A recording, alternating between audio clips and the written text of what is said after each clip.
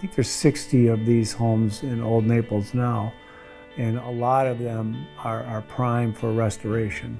Right now, I would say our wheelhouse is in the Old Naples area, and that's getting people's attention.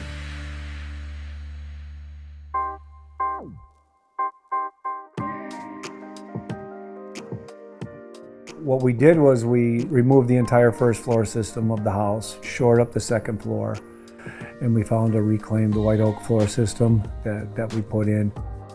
We moved forward with the kitchen renovation, along with a lot of other modifications to the first floor, which was wrapping some columns and some ceiling details. We replaced a bunch of windows and doors on the second floor. We took his existing wood floors and they put an application on there where they painted and sanded them down to look like an old painted, worn out floor. We remodeled the second floor bathroom. Everywhere in the house, the exterior of the house is all cedar originally. We were able to match that up with some concrete plank. So every wall of the house that we touched, we were able to rebuild all of the exterior. Along with that came with rebuilding of the decks. It's got this unique railing system, which on the front porch, the back porch, and the second floor, which was 2x4s, and it was all rotted. We were able to resource some PVC products from Versatech. So we were able to rebuild all of the exterior railing systems from PVC. Yet if you look at them today, they look like painted 2x4s, but it's virtually indestructible. That's really what got the attention of a number of neighbors, because they seen that we could do this without wood. So the screen porch went on this past year, where we ripped out the old porch. Along with the screen porch, we did the conversion of the carport into what we call a she shed now.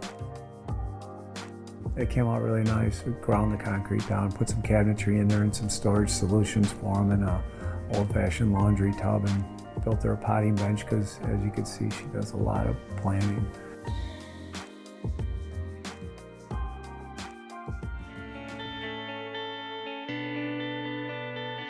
The advantages to restoring some of these historical homes is that we're grandfathered in to the footprint, and we even extended that screen porch that we put on the back of the home is also non-conforming, but we were allowed to do it because of the historical nature.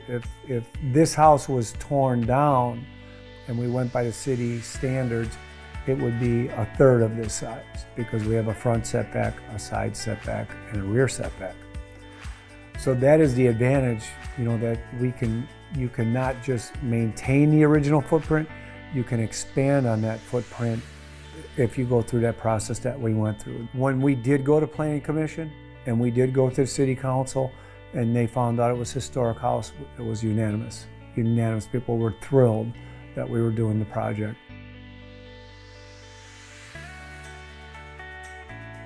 So if you're considering purchasing or restoring a historical structure in the city of Naples, I'd strongly recommend that you go to the Historical Society and see Elaine Reed, the director there.